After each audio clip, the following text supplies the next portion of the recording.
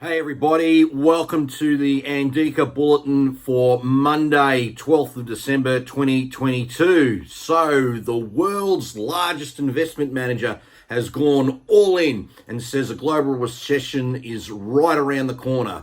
And what's more, the financial tricks that have been deployed by central banks in the past are not going to work this time around. So, according to BlackRock, the global economy has entered a phase of elevated volatility, and that a recession in the United States and most likely here in Australia is imminent in 2023. And that's on the back of central banks who have been aggressively boosting borrowing costs to try and tame inflation. According to BlackRock, their actions will ignite more market turbulence than ever before.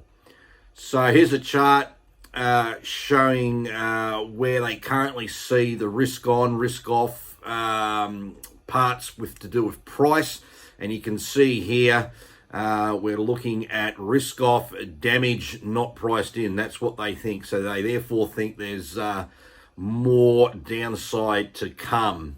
And this other particular chart just goes to show that in order to actually tame inflation, BlackRock believe that a deep recession is required, and you can see from this particular chart, the yellow line's trend, the red line's where GDP is, and you can see they're suggesting that the GDP needs to fall to go to that dotted green line in order to bring about a decline in inflation. And if that were then to happen, that would obviously put the US in this instance into a pretty deep recession.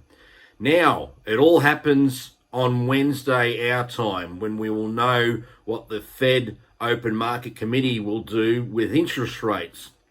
It's currently assumed that the Fed's going to hike their interest rates by at least 50 basis points. Now, that'll take their funds rate to approximately 4.25% to 4.5%.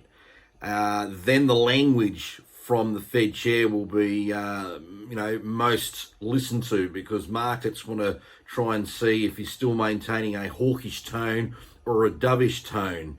I suspect, in usual poker face, we won't get much of much. The markets are so desperate that they want the Fed to pause and then pivot.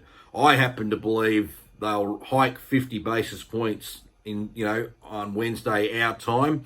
And then when they re-meet again in February, like when our RBA re-meets again, they'll do another hike. Then I think the Fed might pause, because by then their Fed funds rate will be around 4.75 to 5%.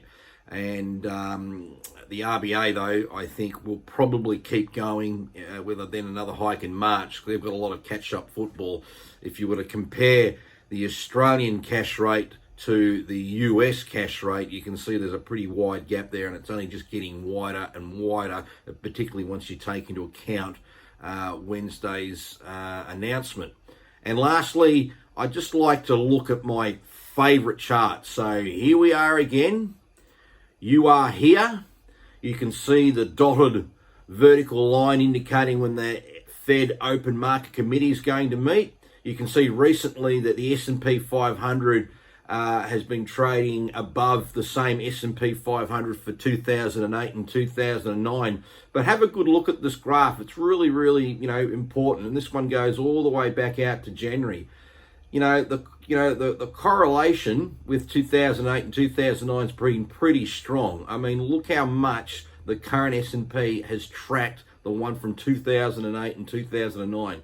So the line in the sand is going to get tested when we know what the Fed comes out with their rates. And if this particular chart is any indicator of what the future may hold, then we're in for some trouble.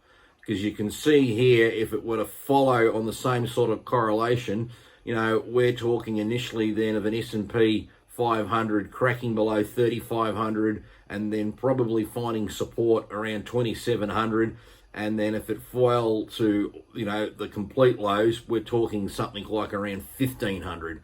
Now, that's a pretty severe scenario, But take into account what just BlackRock said, where they believe there will be a recession coming in, and the Fed are very, very determined to do what they can to crush inflation. They've already said they'd rather hike too much and then be wrong on that side than hike too little and allow inflation to get embedded into the marketplace. So anyway, that's where we're at today. So I'll be back tomorrow with another bulletin brief. Happy Monday. Take it easy, and we'll see you then.